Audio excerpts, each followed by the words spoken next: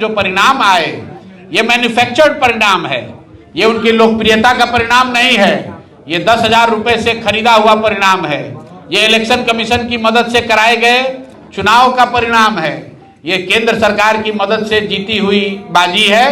तो आज जो जिन लोगों ने जीतने में अपनी भूमिका अदा की है वो तय करेंगे कि बिहार का मुख्यमंत्री कौन होगा।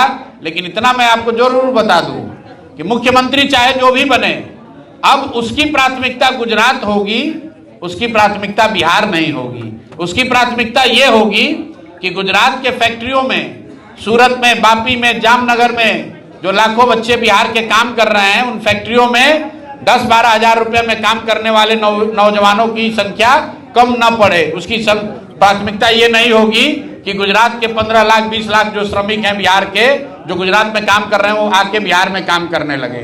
पहली बार ऐसा होगा कि बिहार को कोई ऐसा व्यक्ति चला रहा होगा जिसकी प्राथमिकता गुजरात का विकास होगा। बिहार उसके लिए मजदूर की फैक्ट्री रहेगी, यहाँ से लोग मजदूरी करने के लिए जाते रहेंगे। मैं दोहरा देता हूँ, ना यहाँ भ्रष्टाचार कम होने जा रहा है, ना शिक्षा सुधरने वाली है, ना किसी को रोजगार मिलने वाला है, और न ही यहाँ से पलायन बंद होने वाला है। और जितने लोगों ने कहा है अगले 4 वर्ष में बिहार की जनता देखेगी, जैसे मैंने कहा था कि नीतीश कुमार मुख्यमंत्री नहीं रहेंगे, परिणाम चाहे जो भी हो, नीतीश कुमार को जाना पड़ रहा है। आप लिख के रखिए, बिहार में भ्रष्टाचार कम नहीं होगा, बिहार में शिक्षा नहीं सुधरेगी, बिहार में पलायन बंद नहीं होगा। क्योंकि जिन लोगों को हमने मिलकर जिताया है वो चाहते हैं कि बिहार में बेरोजगारी रहे, ताकि 10-12 हजार रुपया में काम करने के लिए लोग गुजरात में मुफ्त का मजदूर मिलता रहे। इसलिए बिहार में फैक्ट्री नहीं लगेगी। और आने वाले महीनों में आप खुद देखिएगा, पत्रकार भी देखेंगे और समाज भी देखेगा। नीट छात्रा को लेकर के कुछ कहेंगे सर? नीट छात्रा को लेकर जैसा कि आपको पता है, उस मामले को सरकार ने पहले 3 दिनों में ही रफा दफा घोषित कर दिया था। ये पहली बार जनसुराज ने, प्रशांत किशोर ने जब आवाज उठाई, जब मैं उस छात्रा के घर पे गया, तब सरकार की आंख खुली, तब सरकार ने SIT बनाया। जब हम लोगों ने SSP पर दबाव बनाया, तब वहां पर जितने थाना से जुड़े हुए पदाधिकारी थे उनको बर्खास्त किया गया। अभी CBI उसकी जांच कर रही है। जहां तक अभी हम लोग का अपना अनुभव जो दिख रहा है, निश्चित इतना तो सरकार ने भी माना है कि कुछ न कुछ उस लड़की के साथ बड़ी दुर्घटना हुई है। उसके रेप की बात उसके पोस्टमार्टम में आया है। मर्डर हुआ है या आत्महत्या हुआ है, मेरे पास उसका कोई प्रमाण नहीं है, लेकिन हर हालत में उस बच्ची के साथ बहुत बड़ी दुर्घटना हुई है, उसके साथ इंसाफ होना चाहिए। CBI जांच कर रही है। ये दिखाता है कि जिसको पटना पुलिस नहीं सॉल्व कर पाई, SIT नहीं सॉल्व कर पाई, आप CBI भी उलझा रहा है। क्यों? क्योंकि इस घटना के पीछे इतने बड़े लोग शामिल हैं कि पुलिस वाले कांप रहे हैं, डर रहे हैं कि उसको पकड़े कैसे। ये छोटा मामला नहीं है। CBI के जरिए उस मामले को रफा दफा करने की कोशिश की जा रही है ताकि समय के साथ मामला दब जाए। लेकिन मैं आपको पहले भी मैंने कहा और यहाँ दोहरा देता हूँ, जब तक जनसुराज बिहार में है उस छात्रा के साथ इंसाफ होगा। CBI का रिपोर्ट आने दीजिए। अगर उसमें कमी पाई गई, उसमें अगर कोई दिक्कत रही, परिवार को संतुष्टि नहीं हुई, समाज उससे संतुष्ट नहीं हुआ, तो जनसुराज पूरी ताकत से उस लड़की के साथ इंसाफ के लिए खड़ा रहेगा।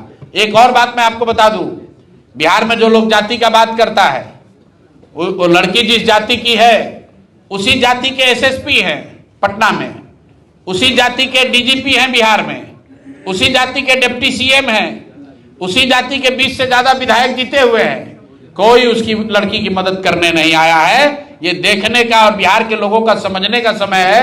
मेरे भाई, अगर आप पर संकट आएगी, कोई जाति धर्म आपके साथ खड़ा होने वाला नहीं है। गलत को चुनोगे तो गलत ही होगा। क्या मैसेज? जाति के आधार पे तो बिहार हर ब्लॉक में सर CO भ्रष्ट हो गया, बिल पैसा का कोई काम नहीं कर रहा है सर। तो पहले नहीं कर रहा था, पहले भी भ्रष्ट था, अभी भी भ्रष्ट है, आगे भी भ्रष्ट रहेगा। इसलिए भ्रष्ट है क्योंकि नेता भ्रष्ट है। नेता इसलिए भ्रष्ट है कि जनता ने उसी को चुना है 10,000 रुपया लेकर। तो आप और हम 10,000 रुपया लेकर वोट देंगे तो निश्चित तौर पर भ्रष्टाचार कम नहीं होगा। हम आप पूरा बिहार कह रहा है नीतीश कुमार की सरकार चोर है, बहुत भ्रष्टाचार है। तो नीतीश कुमार ने कहा देखो बिहार की जनता को दिखाते हैं आईना, सबको 10-10 हजार रुपया बांटा, सब लोग बिक गया। तो जो लोग भ्रष्टाचार की बात कर रहे थे, जो लोग बदलाव की बात कर रहे थे, वो 10,000 रुपए में अगर उन्होंने अपने बच्चों का भविष्य बेच दिया तो भाई उनके बच्चों का भविष्य तो संकट में पड़ेगा ही पड़ेगा। आप सर क्यों चुनाव नहीं लड़े? आपने सबको लड़वाया, आपने क्यों नहीं चुनाव लड़े? इस बात का जवाब मैंने पहले भी दिया है कि एक ही व्यक्ति है, हमें ही संगठन करना है, हमें ही चुनाव कराना है, हमें ही प्रचार करना है।